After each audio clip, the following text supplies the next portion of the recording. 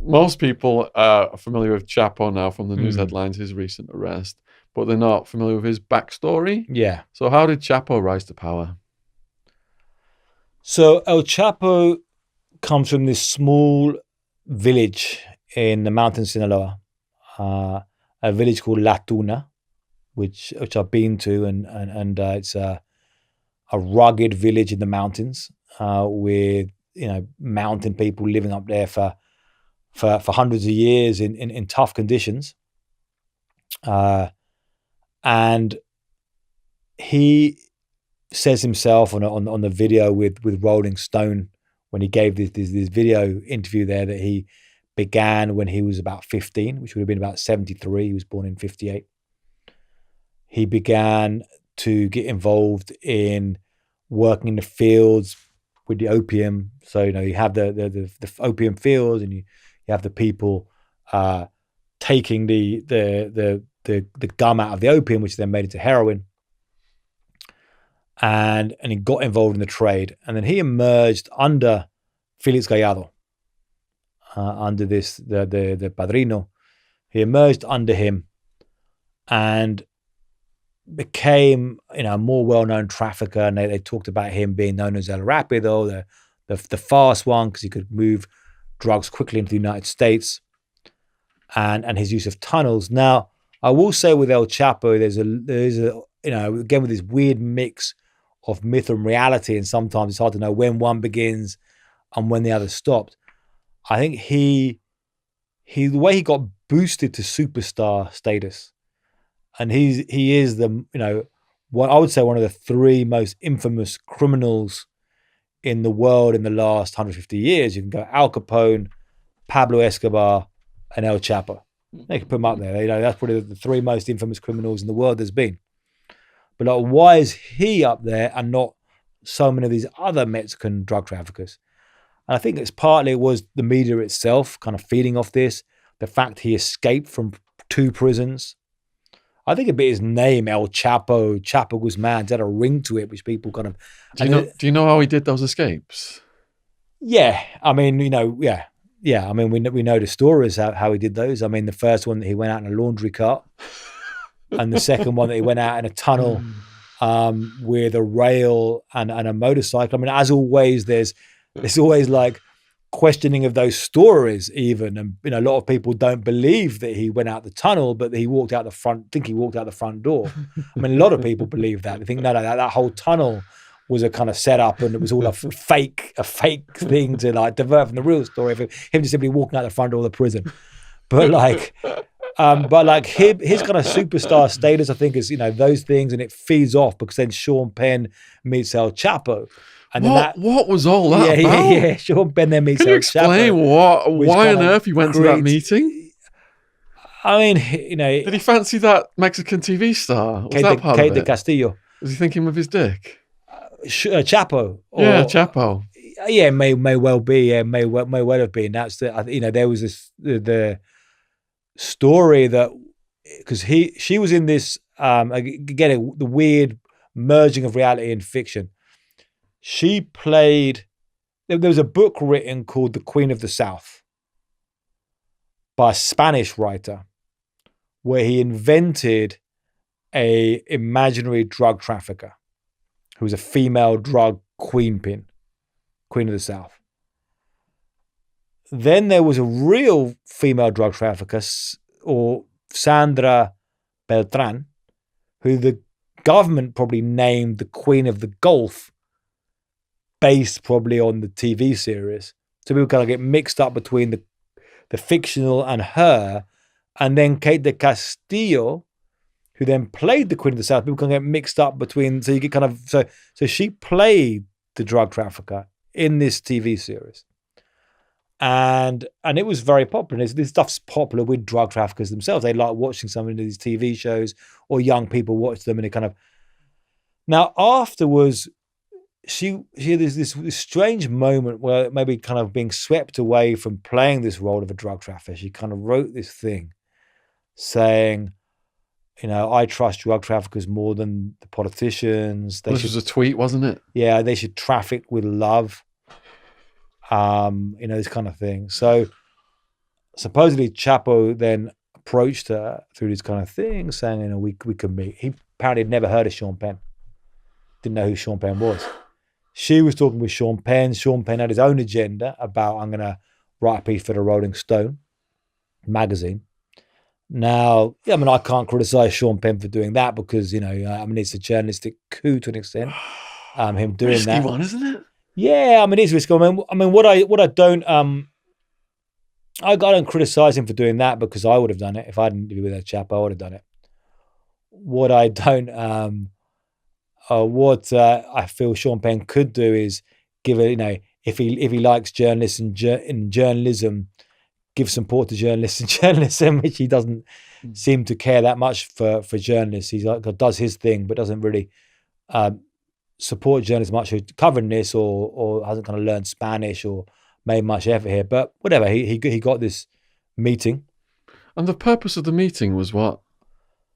So they were going to supposedly going to discuss like exclusive rights to a film, TV series on Chapo's life. So there was vanity in this. Then. Yeah, I think El Chapo for some time had been like even gone back and thought about the idea of a TV series. So if you look at the Chapo myth, and how much of that is perpetuated by El Chapo, the whole issue of narco corridos, like drug ballads, like they pay people to write songs about them. So like you talk to drug ballad writers in Sinaloa, and they say, how much I charge. I'll charge $1,000, I'll charge $5,000, I'll charge $10,000 to write a song about you. So I could write the ballad of Shaun, and you could write, Shaun, the great ecstasy trafficker, and they could have have all the lyrics, the lyrics talking about what a brave ecstasy trafficker he is, and that would be heard on the streets, and everyone like, But aren't they at risk of then like Sammy the Bull putting a hit out on that person? Yeah. So people within the culture, this is like promoting yourself is already is kind of accepted already in the culture. You kind of create. Now some of them don't. Some of them are backed away from this and want to be more secret. But there's a kind of idea among the Sinaloan drug traffickers. That's what they do. They promote themselves.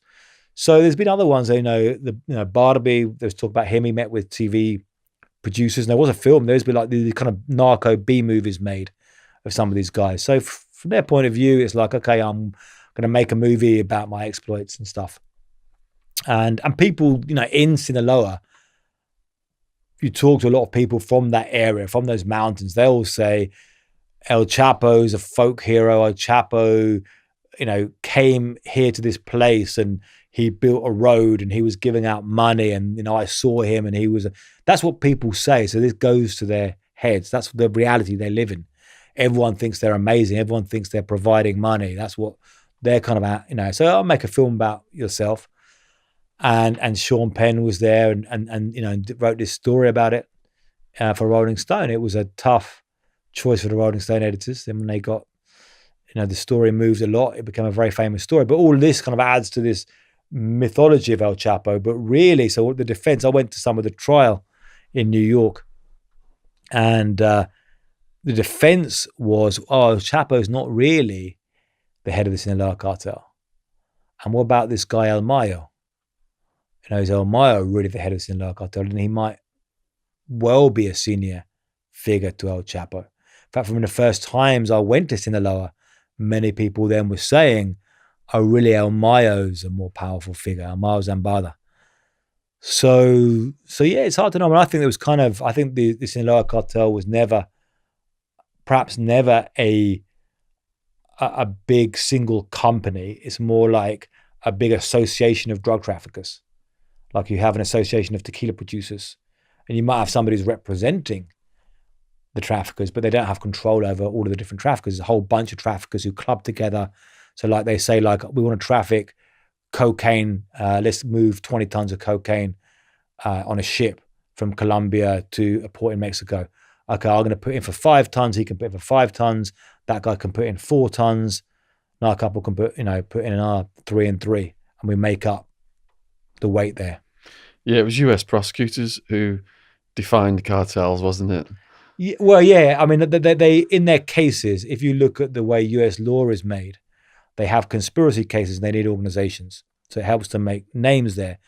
I think when Pablo Escobar first used the word, he liked the idea of at the time like OPEC. And that was like the petroleum cartel. And there's ideas as well of like, we're a cartel, we're powerful. And, this quotes attributed to him of, cocaine's the atomic bomb I'm going to drop in America and that kind of thing. So do you think that this meeting with Sean Penn and the actress led to Chapo's arrest? How soon after that meeting was he arrested? So not directly. They could have been an influence, not directly. There was they had the meeting, and then there was a first attempt. So this was following his his first arrest back in the 90s, then escape in 2001, January 2001. Second escape in 2014, so 13 years on the run. And people would say in the village that in that time that he would be in there's a house, they said that was his house he lived in that time. And he would have big parties in the village for a lot of that time. But it's very hard for law enforcement to get up to that mountain, because if they have any big movement of law enforcement, you obviously need a lot of people to go there, a lot of guns to go and get him. Then any big movement of soldiers, either by air or by ground, everyone's going to know. So he can go off and hide. So you can live up in that mountain area. You've got a very, very good defensive place to live up there. Then he survived up until 2014, and then eventually got slack. And there was the whole issue of DEA involved in tracking and triangulating phones and so forth, and using technology to go after him. So arrested in 2014, escapes 2015. And then that was crazy when I'm not getting a phone call that morning, like, it was a Sunday morning. I remember getting woken up with a phone. Chapo Guzman's escaped, like, get on that story. So then he escapes then, but he's not being, he's already been not being his defense, the way he's controlling police, the way he's controlling, the area is not as good as it was. He's already kind of slacker. So then they have this meeting in the mountains of Sinaloa. Quite short. Now they might well have followed Kate de Castillo or Sean Penn there to this meeting. There might have been a following there. They tried to get him quite soon afterwards, but he escaped that with an injury, supposedly. So if there was a direct from that attempt to arrest him, he escaped that. But then he was caught in Los Mochis in January 2016, which is the whole story then of him in Los Mochis. Exactly how they got to that house, it's uncertain. There's one story that he was living in. I went to the house where he was arrested in Mochis, and it's like kind of regular middle class house. There's one story that they got suspicious about large amounts of food being ordered. Doesn't sound very. Oh yeah, I read that one. It doesn't sound sound very convincing. That would sound like someone's ordered a lot of pizzas. Must be old Chapo. It sounds like sounds like more likely something else, some other kind of intelligence is going to get them there. But anyway, they got him in Mochis. He is tried to escape again. Going through the drain there, and then being arrested on the street. So I wouldn't hold Sean Penn totally responsible. I remember I got a question to Sean Penn through a different reporter for a story I did on the trial before, asking about how he felt if the video that they took was used as evidence for his conviction. And he said, well, that's his choice to make that video. So, because there was one point, there was talk of Sean Penn being subpoenaed to the court, forced to witness about his meeting in the trial. That would have been quite a show if he did that, but that didn't happen.